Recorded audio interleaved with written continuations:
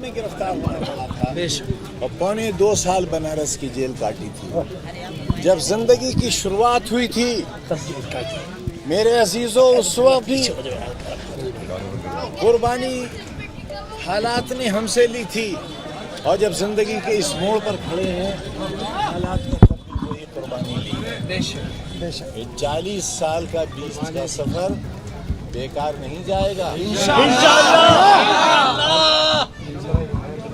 और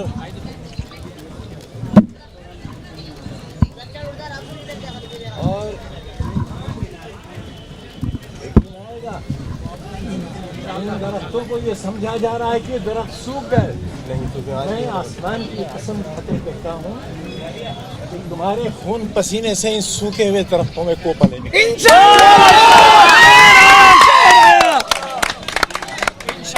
तो आजम खान को आप सुन रहे हैं। रामपुर पहुंचकर रामपुर के लोगों से, अपने समर्थकों से भी बात कर रहे हैं और कह रहे हैं कि इतने सालों बाद उन्होंने फिर से ये गलियां देखी हैं और महत्वपूर्ण बात कही कि मेरा वक्त फिर लौट कर आएगा। आजम खान के ये शब्द हैं। रामपुर पहुंचकर सीतापुर जेल से आज ही आजम खान बाहर निकले हैं और अब रामपुर में पहुंच चुके हैं अपने लोगों के बीच और उनसे वार्तालाप कर रहे हैं। गाड़ी का दरवाजा खोलकर जो भीड़ वहां उनका स्वागत करने आई थी उनसे आजम खान ने बात की है और ये आप सुन सकते हैं और अपने परिवार का जिक्र किया और ये भी बताया कि जेल में वे किन परिस्थितियों में रह रहे थे। उन्होंने बताया कि वो ऐसी कोठरियों में थे जेल की जहां उन कैदियों को रखा जाता था जिनकी कुछ ही दिन बाद फांसी होनी थी और साथ ही उनके जो बैरक थी उसके पास ही एक फांसी घर भी था। तो उन्होंने बताया कि आखिर कैसा समय उन्होंने देखा है और तकरीबन पौने 3 साल बाद फिर से ये गलियां, ये लोग वे देख रहे हैं और वे खुश हैं और अपने परिवार के साथ जो हुआ उसका भी जिक्र किया।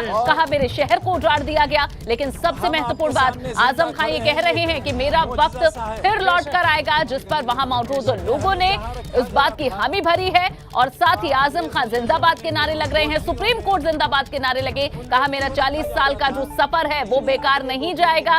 यानी कि आजम खान अपने लोगों से पूरा दिल खोलकर बात कर रहे हैं। रामपुर पहुंचने पर रिहाई के बाद ये आजम खान के पहले शब्द हैं जो आप सुन रहे हैं। पौने 3 साल बाद रामपुर लौटे हैं आजम खान, लोगों से बात कर रहे हैं और किस तरह से उन्होंने अपनी बात रखी है ये आप देख सकते हैं। 40 साल का सफर बेकार नहीं जाएगा। ये कहा कि किस तरह से उनका जो शुरुआती वक्त था जब वे कॉलेज में पढ़ते थे, अलीगढ़ मुस्लिम यूनिवर्सिटी में पढ़ते थे, तब भी जेल गए थे और अब भी जेल गए हैं, लेकिन अब वे जो वापस आए हैं और एक बार फिर से उनका वक्त लौट कर आएगा।